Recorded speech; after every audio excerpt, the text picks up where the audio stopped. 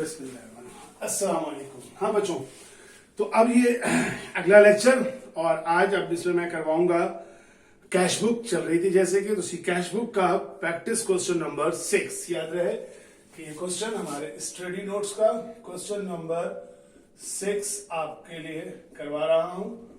ठीक है, study notes का क्वेश्चन नंबर 6। देखिए, अब सबसे पहला जो आपको याद होगा कि स्टार्टिंग पॉइंट मैंने बताया था कि जो पिछले 5 सवाल हमने किए उन पांचों के पांचों क्वेश्चंस के अंदर जो स्टार्ट होता था कैश बुक का क्वेश्चन, तो उसके अंदर हमेशा एक ओपनिंग बैलेंस हुआ करता था। लेकिन इस क्वेश्चन में, जिसको मैं आज अब आपके सामने करने जा रहा हूं, इस क्वेश्चन में आप नोट कीजिएगा कि इसमें ओपनिंग बैलेंस नहीं है। वजह क्या है? ओपनिंग बैलेंस हमेशा उस बिजनेस में होता है जिसमें लास्ट ईयर एंडिंग बैलेंस हो, और एंडिंग बैलेंस हमेशा वहां आता है जो बिजनेस पिछले साल एग्जिस्ट करता था, यानी वो चल रहा था।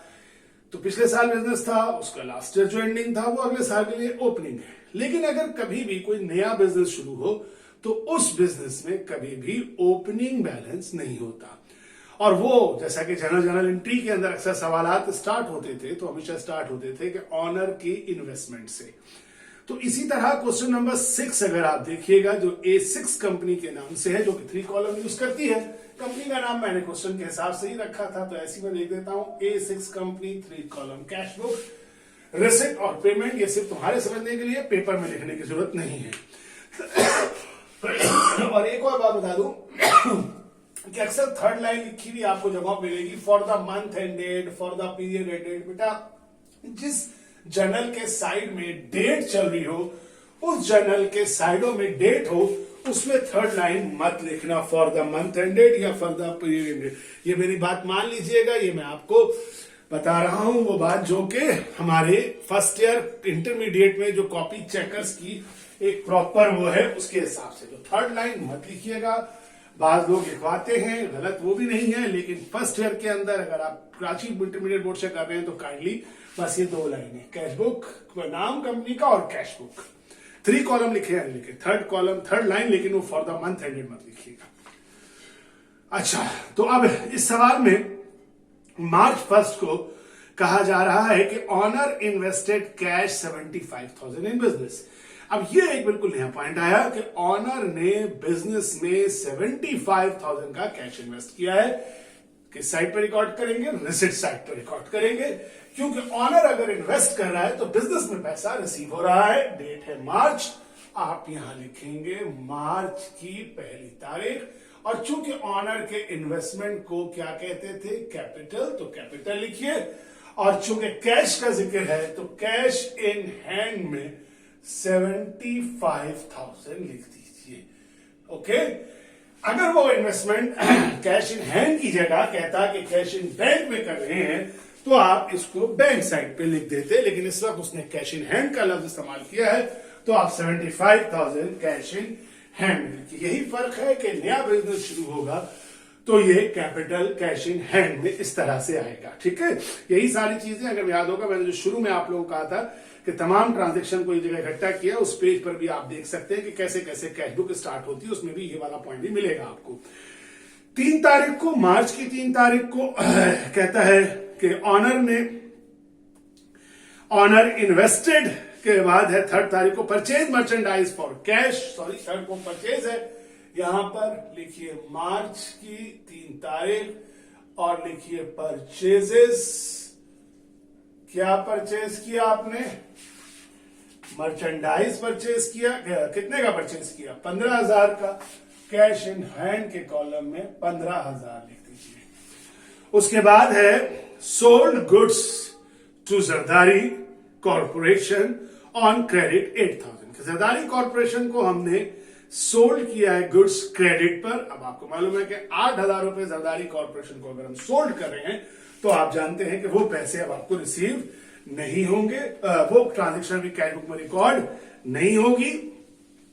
क्यों नहीं होगी कैश बुक में जरदारी कॉर्पोरेशन को? क्योंकि हम जानते हैं कि क्रेडिट ट्रांजैक्शन कैश बुक में रिकॉर्ड नहीं होती, चाहे परचेज हो चाहे सेल हो। ठीक है, 7 तारीख को फिर है purchase merchandise on account from Sharif corporation. अब यहां परचेज किया है तो फिर वही वाली बात कि जिस तरह पिछले वाले में सेल किया था क्रेडिट पर, इसमें परचेज किया है क्रेडिट पर। तो बिल्कुल याद रख लीजिए, क्लियर हो जाना चाहिए, किसी भी लिहाज से ये ट्रांजेक्शन कैश बुक में रिकॉर्ड नहीं होगी, क्योंकि दोनों उधार हैं। दोनों पे उन तारीखों में 4 और 7 तारीख को कोई ना रिसीविंग होगी ना पेमेंट होगी।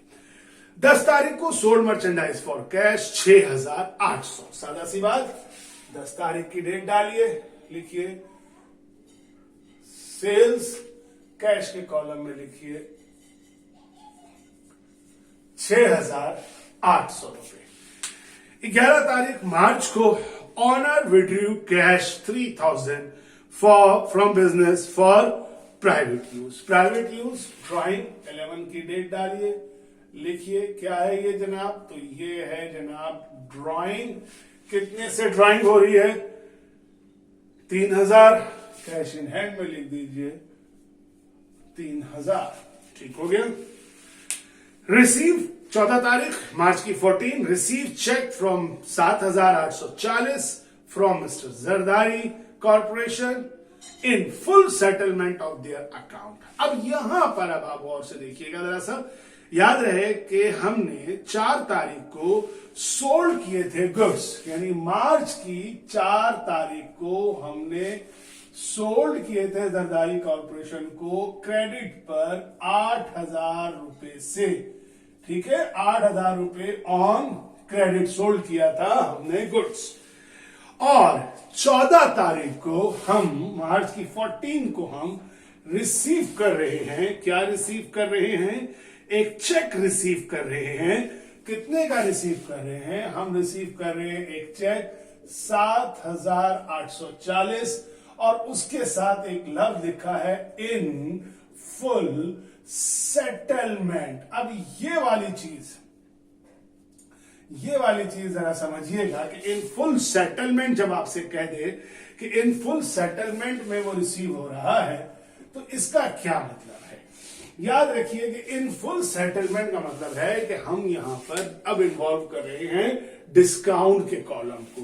यानी हमने उस बिजनेस वाले से जिसको हमने बेचा था, उसको बेचा था 8000, लेकिन हमने लिए हैं पैसे 7840 और हमने कहा जी अब तुम्हारा हिसाब बेबाक हो गया, खत्म हो गया, दैट्स ऑल, फिनिश। तो सोचो 8000 से 7840 को माइनस कर दो तो 160 का क्या आ जाएगा?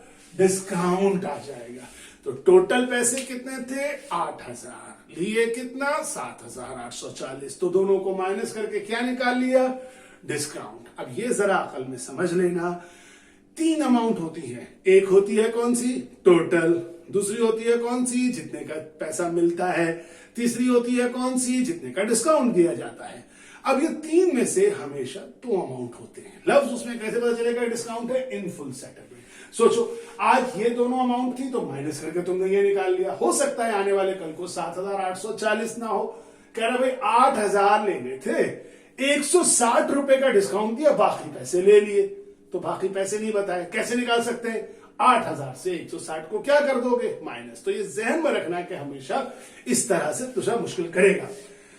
तो क्या करिए, 14 तारीख को लिखिए, और चूंकि हमने कस्टमर था जरदारी कॉर्पोरेशन तो हम उसके लिए हमेशा यहां लिखेंगे अकाउंट रिसीवेबल, और मैं सिर्फ जेड लिख दे रहा हूं फॉर जरदारी कॉर्पोरेशन के लिए। और कितने का डिस्काउंट है? लिखिए 160।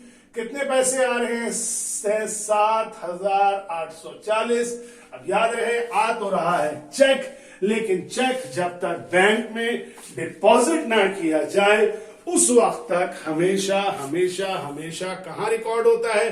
तो जनाब वो रिकॉर्ड होता है कैश इन हैंड में, जब तक कि बैंक में डिपॉजिट ना हो जाए। थोड़ा सा साफ लिख दूं अगर आपको ऐसा ना हो कि देखने में थोड़ी दुश्वारी हो रही हो।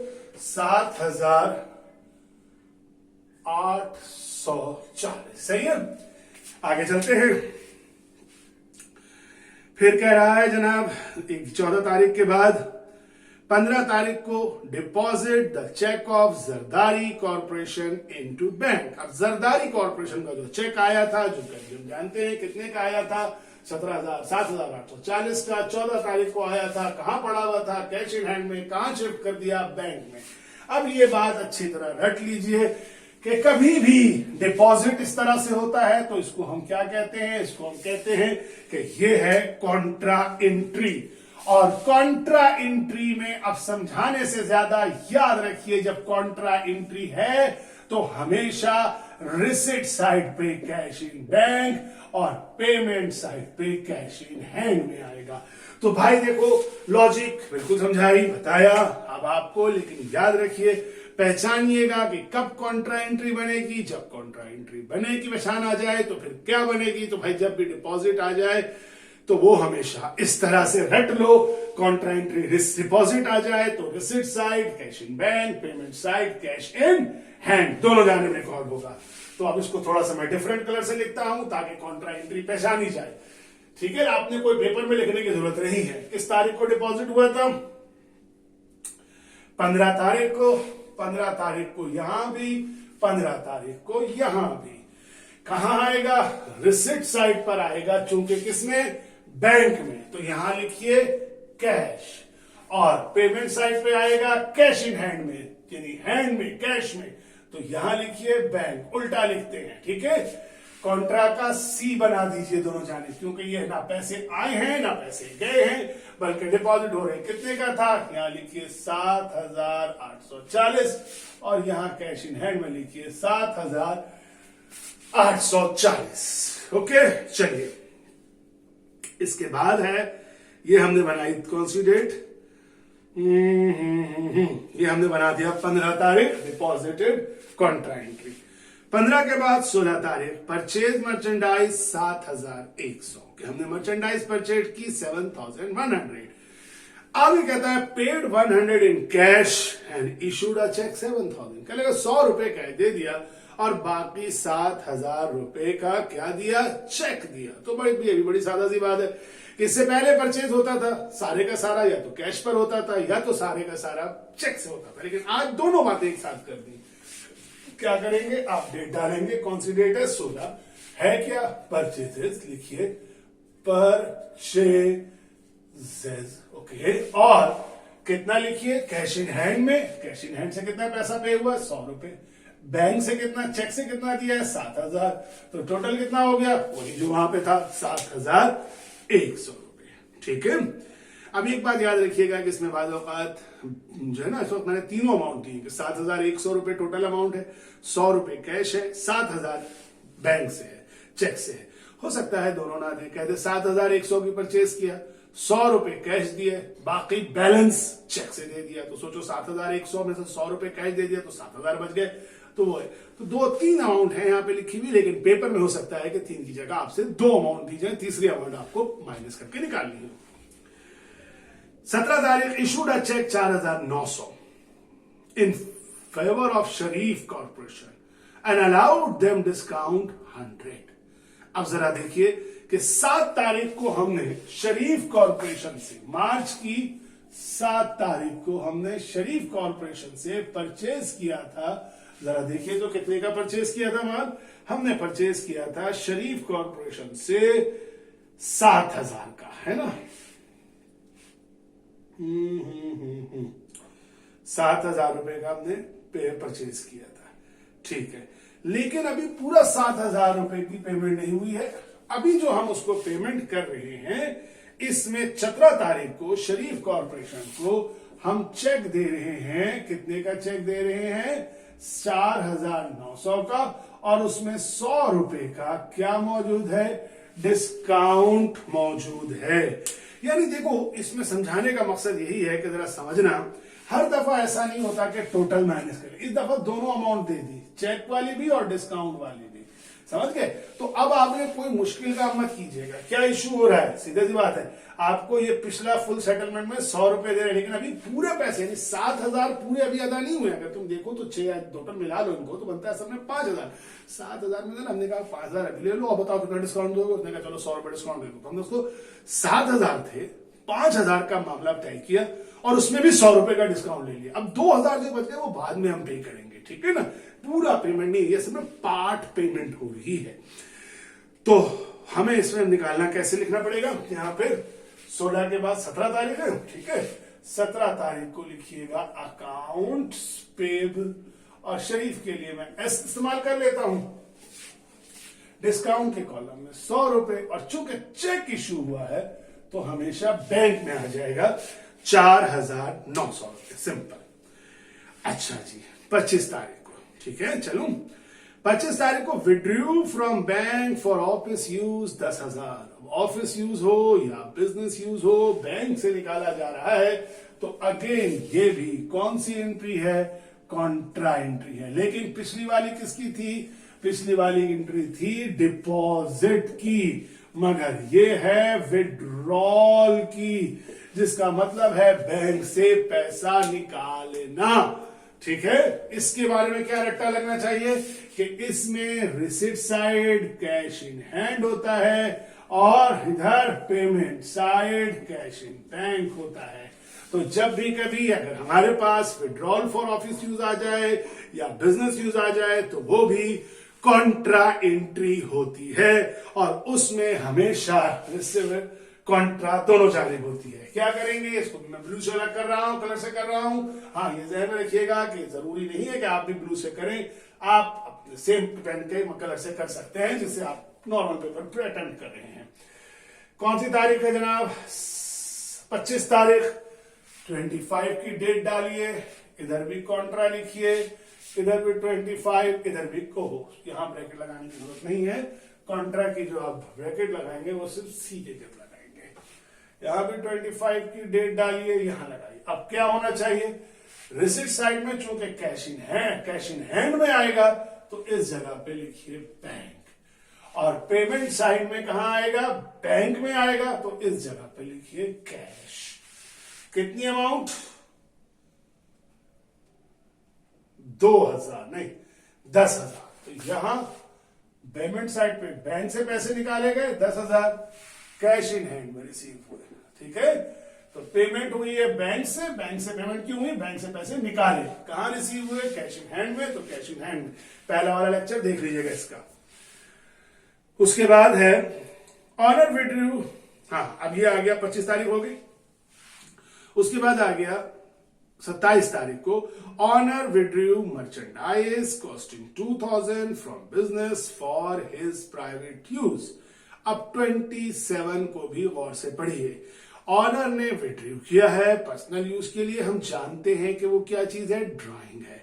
हम ये भी जानते हैं कि ऑनर ड्राइंग करता है तो किस साइड पर आता है, पेमेंट साइड पर आता है। कैश इन हैंड होता है तो कैश इन हैंड में लिखते हैं, बैंक होता है तो बैंक में लिखते हैं।